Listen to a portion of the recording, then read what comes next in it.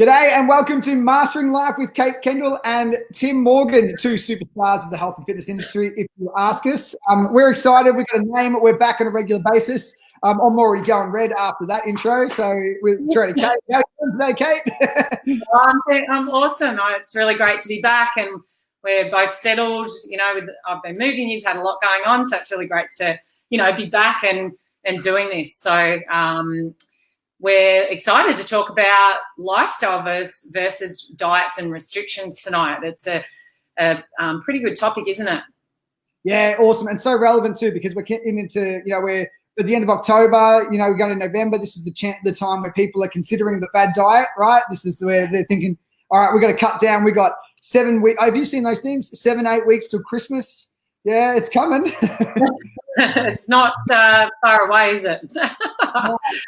We're at a stage now where people, might be contemplating going, oh, what should I do, like a 800 calorie a day diet every day, or the lemon detox, or which I still talk about, but I don't even know if that's a thing anymore. Hey, does anyone still do the lemon detox? I'm not sure. Yeah, comment below if you do still do those sorts of things. What do you think are the benefits of doing those things?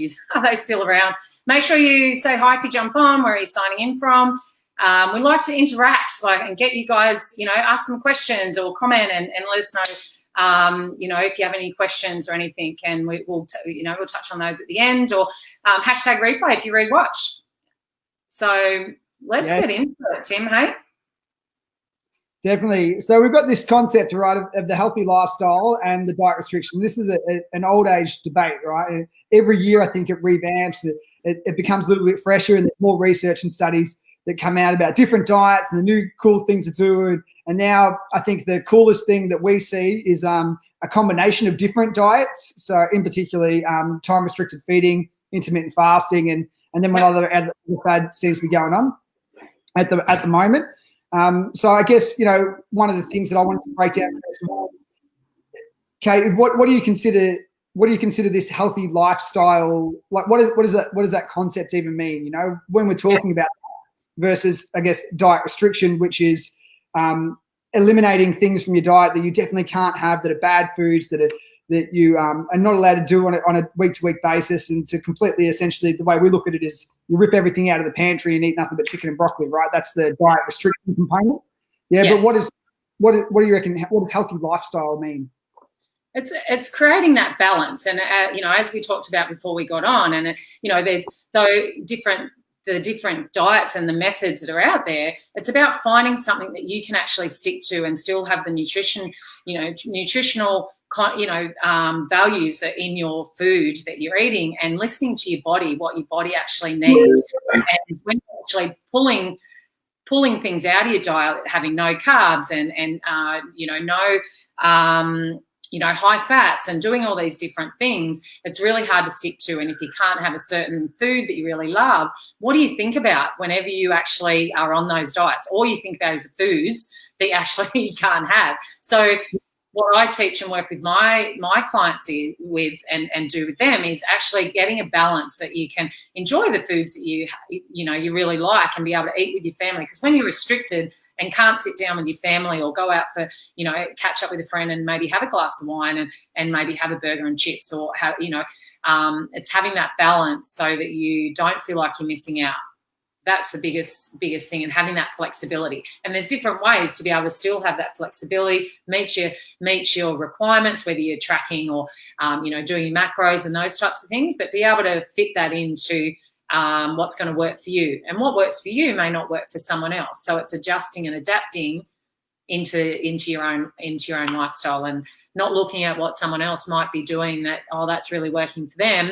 It's finding out what is working for you, and staying consistent with whatever you're going to do, because so many people get caught up in quick fixes when you've done something for so many years, and your metabolism is shot. You've had all these really, habits that haven't been serving you in it to have a healthy lifestyle and have that balance. Then you actually, trying to do it magically overnight and in a short period of time, It just, some people take a lot longer to actually start seeing those results, especially women. We were talking about it before, I mentioned when we got on, like partners, or, if you're in a relationship, and, males tend to lose body fat and drop their weight a lot quicker than what women do. So doing the same thing, it might take longer for the female to be able to shift. Bodies are different. The way we're, our hormones and all those kind of things, it's just different for everyone. So it's, having that balance. Yeah, definitely. And one of the things that I pulled out straight away there was you talked about the consistency over time.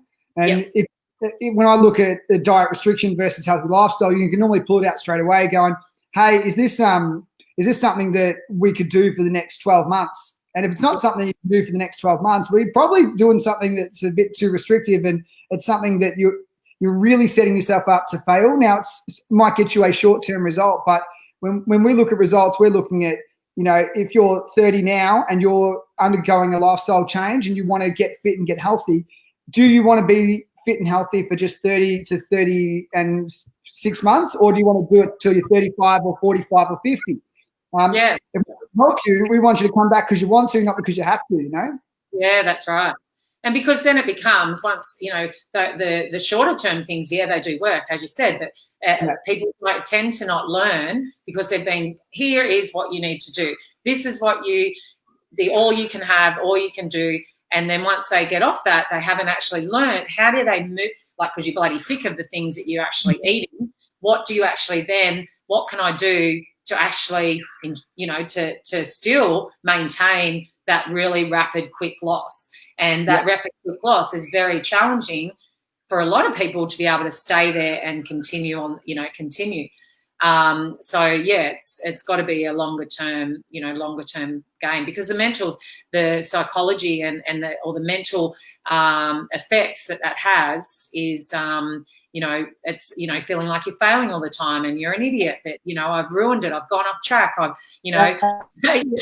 all that internal dialogue. It's it can be really disappointing for people. Yeah, definitely.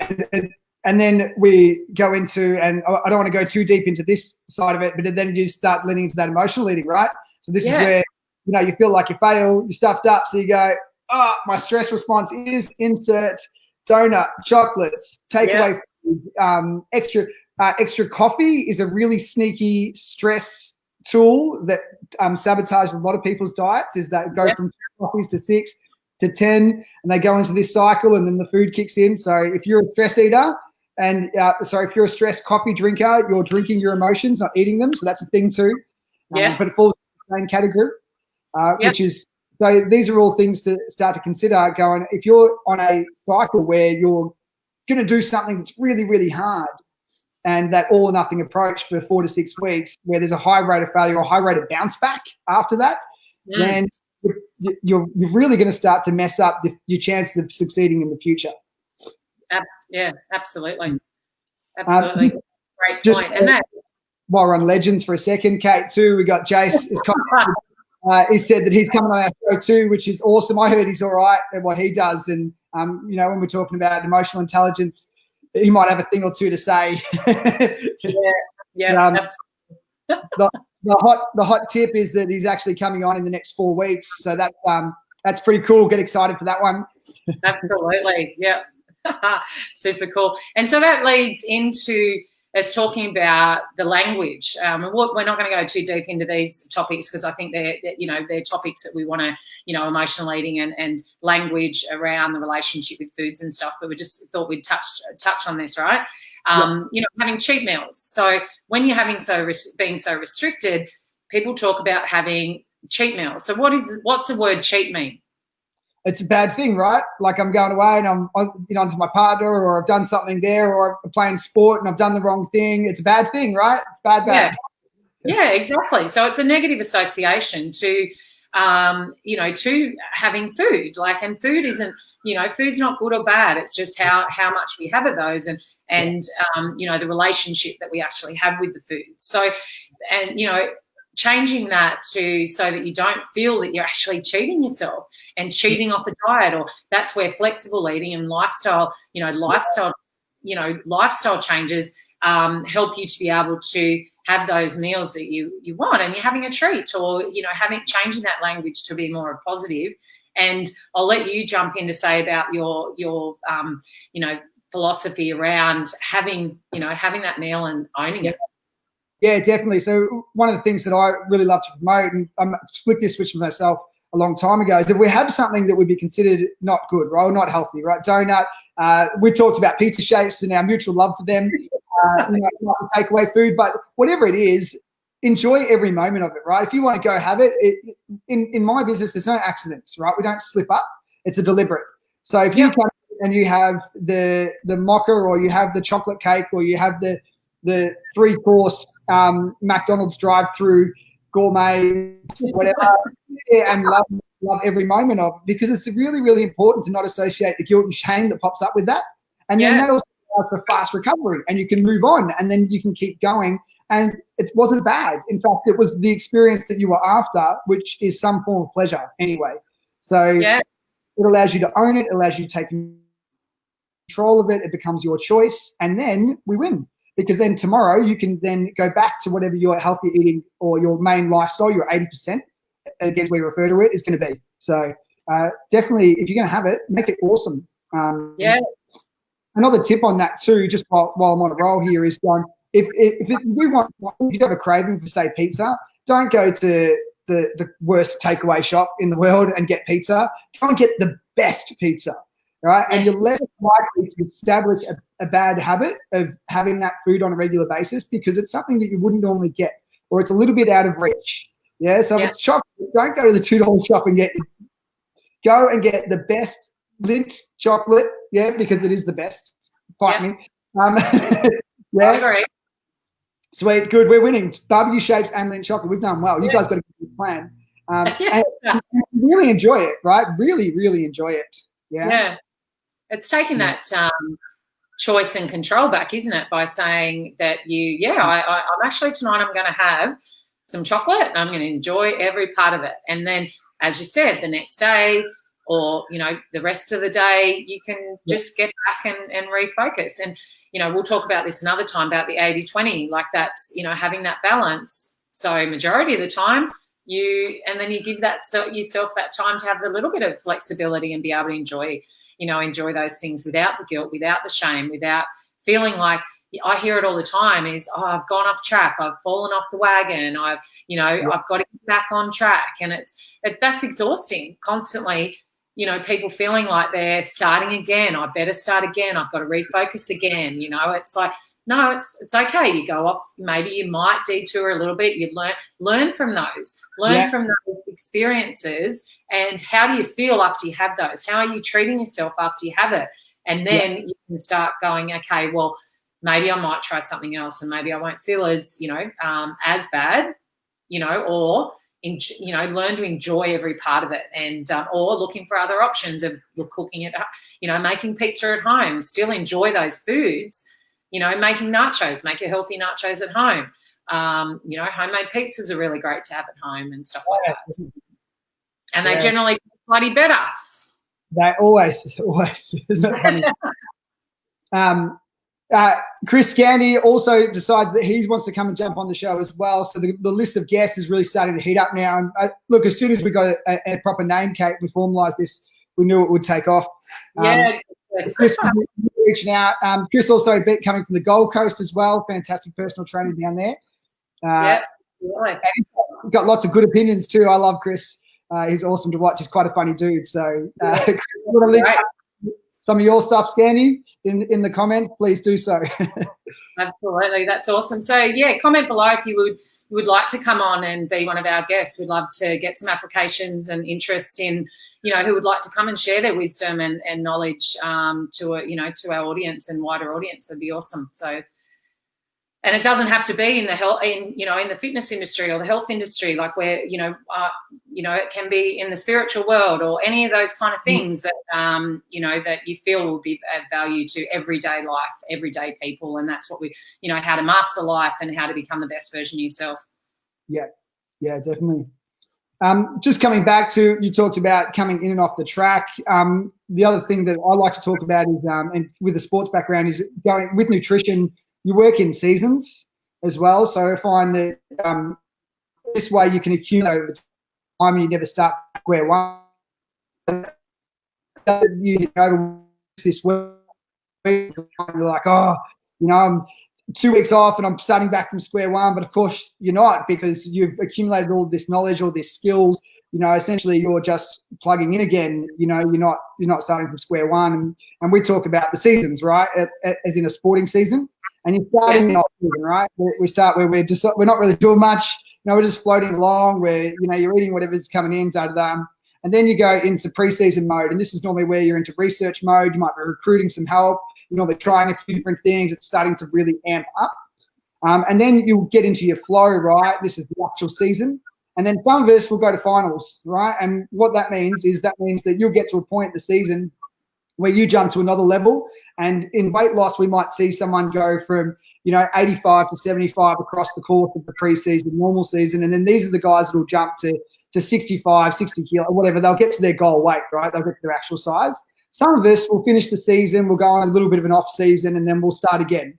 Yeah. And then eventually you'll make the finals. But every year you get better and better and you become the veteran of the game, right? You know what you're doing. You're rocking up. You're prepared. You're more organized. You don't have to track your food as much because it's all second nature. You know what's going to be for breakfast, lunch, and dinner. You know your swings. So, you know, there's so many different ways. And it comes back to mindset, hey, Kate, all the time. We're just to this. Absolutely. I love that.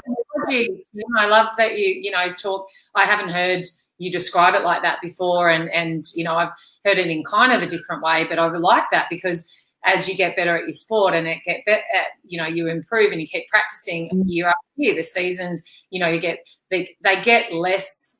I find for myself is, okay, you're not 100% on point every day of the year and all year round, but you generally, you know, maintain, and then you might shift it around, change things around a little bit, and then your body composition will change, and you know, you feel different, your energy, you know, and then you'll adjust again, you know. But it's you get better at what you're doing, don't you, over time, and it comes more naturally, like the sport does, because you're doing the movements more, or even dancing for the ladies or whatever that, you know, do dance more, those types of things.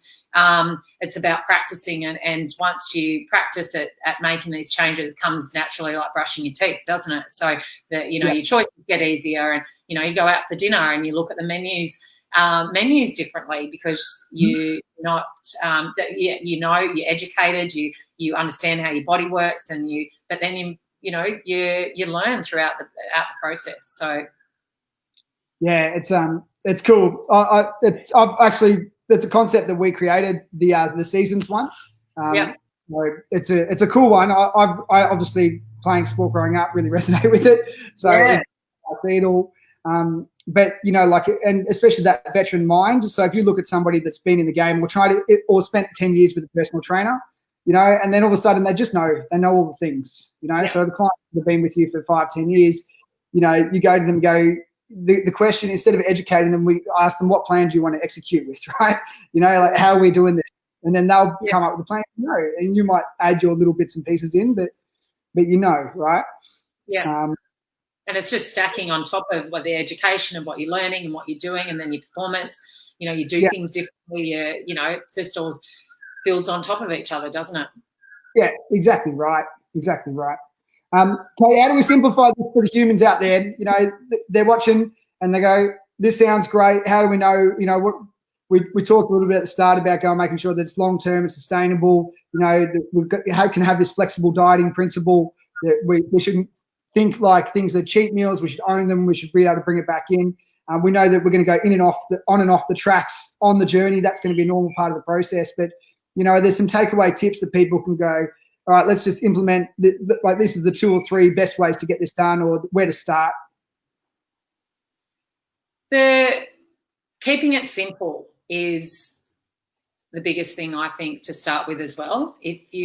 So many people overcomplicate things and, you know, don't know where to start because they've tried things that haven't worked. So just thinking about one thing that you could change. So maybe having more vegetables on your plate if you're not eating enough vegetables, and keeping your plate colourful. So because once the eyes are satisfied, you know, with what you've got on your plate, so it's stimulating and keeping things simple and easy and less takeaways and making as much foods as you can and just exploring new ways of actually doing things, and just try one thing and then habit stack things on top of each other. Once that becomes easier for you, then start doing something else, increase your water and just picking one things, and don't overcomplicate things. If you do feel stuck, that's where you reach out to get someone to help you to navigate your way through and work out what is going to work best for you. And most of the time it's finding that within yourself of what's actually going to work for the individual. Yeah, I couldn't agree with that more, hey. So literally, attack one thing at a time. It does. One wasn't built in a day. Yeah. And exactly right. And we're talking about habits a lot of the time that have been around since you were 6 years old and you're now 45. They've been established for a long time, so it's okay for them to take time to be broken. And it's okay for you to mess up and come back and mess up and come back, and it's much easier to attack one at a time. Absolutely. If you go to a coffee shop and you always go to the same coffee shop, you drive the same way, you drive past the same things, you're just on this autopilot of doing the same thing. So even just doing that, and maybe you buy a muffin, or you ask for, you have 2 sugars in your coffee, drop it down instead of going all in and saying no. You're having a long black. a cappuccino, and you have some syrup and you have some sugar or something like that. Just cut back on having half a pump of syrup, and just getting used to that habit of not asking for the same thing, because you're so used to asking for the same thing. Change it up, because then you go, oh, okay, that's a little bit different. I've got to actually stop and think about what my behaviour is going to be. And you might go the next day and order the exact same thing because you're talking to someone, and then you go, damn it, I actually wanted to order this, but I forgot. Okay, I'll remind myself tomorrow. I'll put a reminder in my calendar, or whatever whatever that might be, to help you to shift that, change that programming and rewire the way of thinking and way you do things to make a different choice or make a different decision. And then before you know it, because I used to drink, Zaraffa's up here in Queensland. I got onto these cappuccinos, caramelised cappuccinos, and this was years ago, and they were so yummy, they were so sweet, and then I was like, these are so bad, so like full of sugars, right? And so I started to ask them to put the less of the syrup. And then I went down to, I either had that or sugar.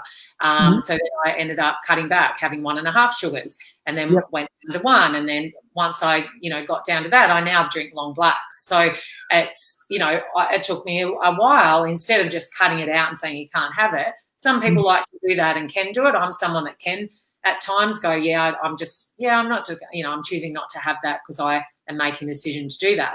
I can do that, but there's a lot of people that can't actually do that. So it's how can you wean yourself off, and especially with someone that's eaten a lot of sugars and a lot of processed foods, and it can be a real shock to the body. The body feels like you're just coming off something, like you're just coming down off something, and you've got to wean yourself off these things, and taking the time to do that is the best way to do it. Just small steps.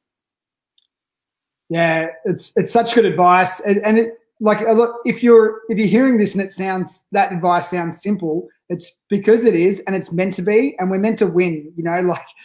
Whenever you do anything, a lot of life's challenges are very, very difficult.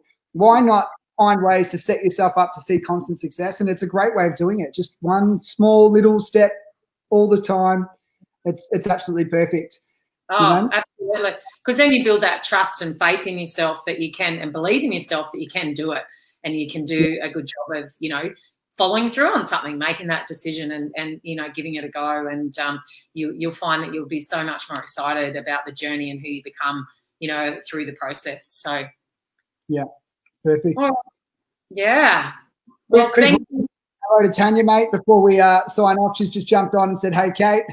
Hey, how you going? Nice to see you. Thanks for coming on, and come back to the beginning and have a listen in. We'd love to hear your feedback if you've got any questions. So thank you, everyone, for jumping on and being a part of it. And if you re-listen or come in and listen later, #replay, and ask any questions. We look forward to seeing you next week. Did you have anything to finish off with, Tim? No, take your time. Be patient with yourself. All of this is, as we said at the start, to wrap everything up, it's consistency over time. So once we've done something for long enough, we've tracked it, we'll get the results. So just keep hitting at it and you'll be fine.